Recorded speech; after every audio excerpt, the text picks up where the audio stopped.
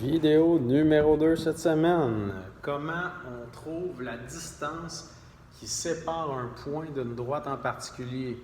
C'est comme, là je suis dans la classe, ça va mal en tabarouette.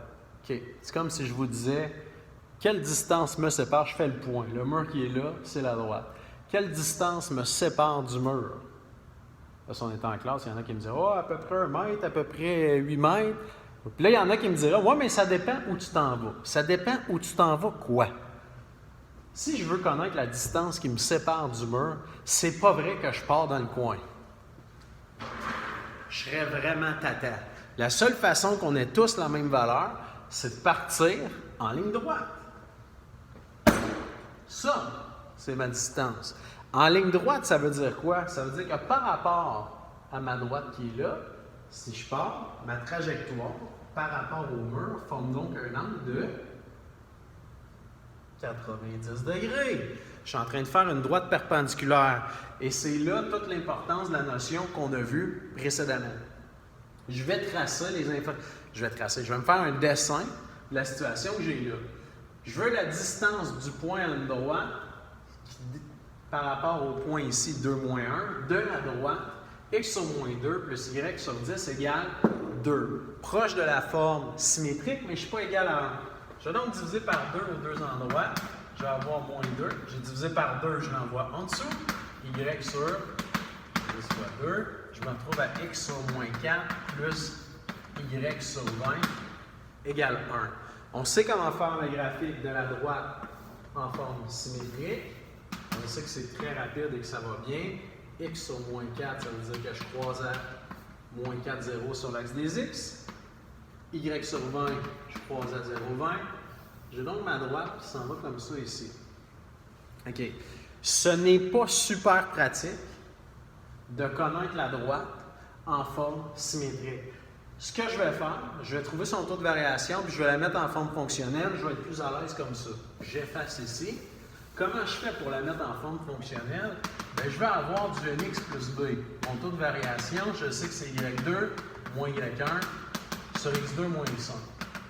Je sais donc que c'est 20 moins 0 sur 0 moins 4. J'ai 20 divisé par 4. Et ça donne 5. C'est-tu logique un taux de variation de 5? Oui, parce que ma droite monte. J'ai y égale 5x plus b. Comment je trouve le b? Mais là, je remplace par un point du graphique. Ou, si je suis visionnaire, le b, c'est l'ordonnée à l'origine. Je l'ai là. C'est 20. Y égale 5x plus 20. Ah, OK. Ça, c'est ma droite qui est ici. Y égale 5x plus 20. Et là, je vais venir effacer ce que j'ai là. Je vais me garder de l'espace pour la suite des choses. J'efface. C'est quoi la distance qui sépare le point? Attention, 2 moins 1. 2 moins 1, c'est à peu près ici. Bon, je dis n'importe quoi, là. Mettons que c'est ça. La distance, je m'en vais dessus n'importe où. L'erreur classique, il y en a qui vont me relier le point qui est là avec le point ici ou avec le point là. Ça n'a pas rapport. Je pars d'ici, je vais avoir ma distance par rapport au mur. Je ne m'en vais pas dans le coin là ou dans le coin là de la classe. J'avance. Et je m'arrange pour former un angle droit. Et ce que je veux trouver, c'est la longueur de ça ici. Et c'est un excellent problème parce que ça revient sur un paquet de notions. J'ai l'équation de la droite en blanc. Si je trouve l'équation de la droite en jaune, je vais voir ce que je peux faire ensuite. Je vais écrire la droite jaune. Je sais que c'est y égale mx plus b. Quand vous êtes dans le trouble en géométrie analytique, trouvez le maximum d'équations de droite, trouvez des coordonnées, trouvez tout ce que vous pouvez, puis après ça, vous verrez où ça vous mène. Comment je fais pour trouver le taux de variation de cette droite-là? Bien, je sais qu'elle est perpendiculaire à l'autre. Si c'est perpendiculaire à l'autre, ça voudrait dire que M1 fois M2 est égal à moins 1. Puis M1, il vaut 5. Si je divise pour trouver M2, moins 1 divisé par 5, j'obtiens moins 0,2. Y vaut moins 0,2 x plus b. Logique que ce soit négatif, ça s'en va en descendant la droite jaune. Maintenant, 2, 1, je vais m'en servir pour trouver ma valeur de b ici. 2, 1 égale moins 0,2 fois 2, plus b. Je calcule ce qui est calculable, moins 0,4. Et lorsque j'envoie de l'autre côté, j'additionne, je me retrouve à avoir 1,4 comme valeur de b. Y, ici, égale à 0, moins 0,2x plus 0,4. OK, là, ça va bien. Et ce qu'on a fait là, jusqu'à maintenant, c'est ce qu'on a vu dans la dernière vidéo.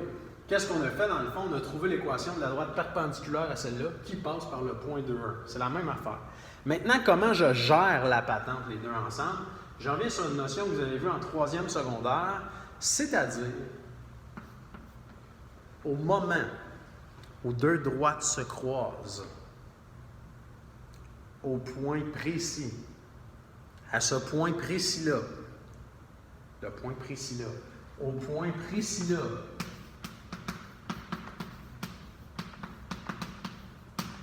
au point précis-là, au moment où ça croise, le Y de cette droite-là et le Y de cette droite-là, c'est le même.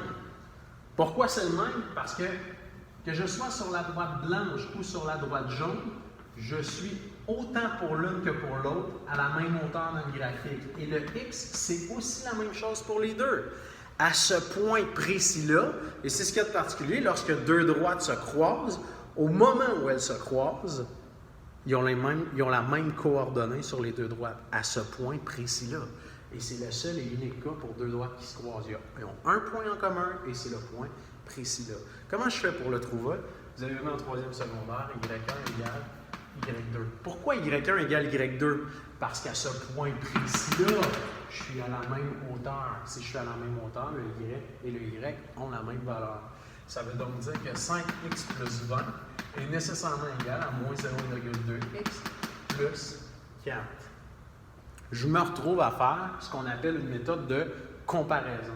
Je mets deux équations, je les compare. J'isole x. Je vais envoyer ça ici. 5,2x plus 20 égale 4. Je soustrais 20. 5,2x égale 4 moins 20, ça fait moins 16. Et lorsque je divise par 5,2, je prends moins 16, je le divise par 5,2. C'est pas jojo.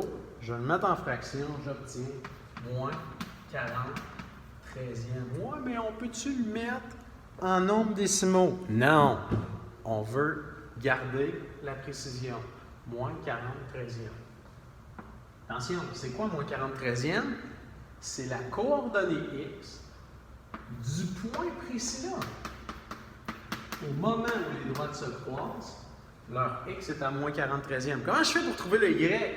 Je remplace. Dans laquelle? Dans celle-là ou dans celle-là? Ça ne change rien. C'est la même coordonnée pour les deux. Je vais prendre L, il n'y a pas de nombre décimaux. Donc 5x plus 20, y égale 5 fois ma valeur de x qui est moins 40 13e, plus 20. On va y aller dans un petit calcul feng shui. Attention, on multiplie des fractions. Numérateur avec numérateur, moins 200 sur 1 fois 13, 13, plus 20. Il me reste à faire moins 200 sur 13 plus 20. J'additionne des fractions. J'ai besoin du dénominateur commun. Mon 20 est comme sur 1. Je vais le mettre ici. Moins 200 sur 13. Ça, c'est mon Y. Comme sur 1. Donc, je vais faire fois 13 en bas, fois 13 en haut. Je touche au numérateur et au dénominateur. 1 fois 13 donne 13. Puis 20 fois 13, ça donne combien? Bien, 20 fois 13, ça donne 260. Ici, je fais moins 200 plus 260, ça me donne 60 sur 13. Ça, c'est ma coordonnée Y. Est-ce que c'est logique que ma coordonnée Y soit positive? Oui. Je suis plus haut que l'axe des X. Est-ce que c'est logique que ma coordonnée X soit dans le négatif? Ben oui. Je suis clairement à gauche de l'axe des Y. Maintenant que j'ai la coordonnée de ce point-là en juillet, à quoi ça sert? Bien, perdez pas de vue que ce qu'on voulait trouver, c'était la distance. C'était donc la longueur. Et on sait qu'en début de chapitre, on a appris que la distance est égale à la racine carrée de x2 moins x1 au carré plus y2 moins y1 au carré.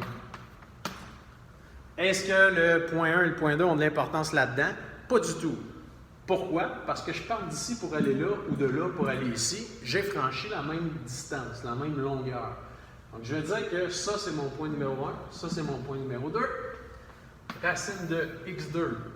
2 moins 43e au carré plus 73e moins,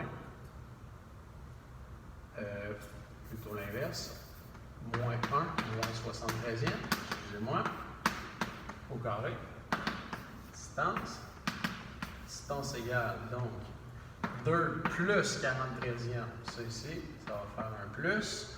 2 plus 43e, je vous rappelle que 2 c'est comme sur 1, si je mets sur 13, c'est comme 26 sur 13. 26 plus 40, c'est 66 sur 13 au carré, plus moins 1 moins 73e. Moins 1, c'est comme moins 13 sur 13.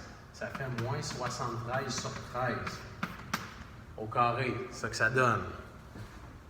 Et si je fais... Je mets ça au carré, j'ai donc 4356 sur 169 plus 5329 sur 169. J'additionne les numérateurs ensemble. Oups. J'obtiens 9685 sur 169 et je fais la racine de ça. J'obtiens 7,57. Ça mesure 7,57 et j'ai terminé mon problème. Malade, bonne journée.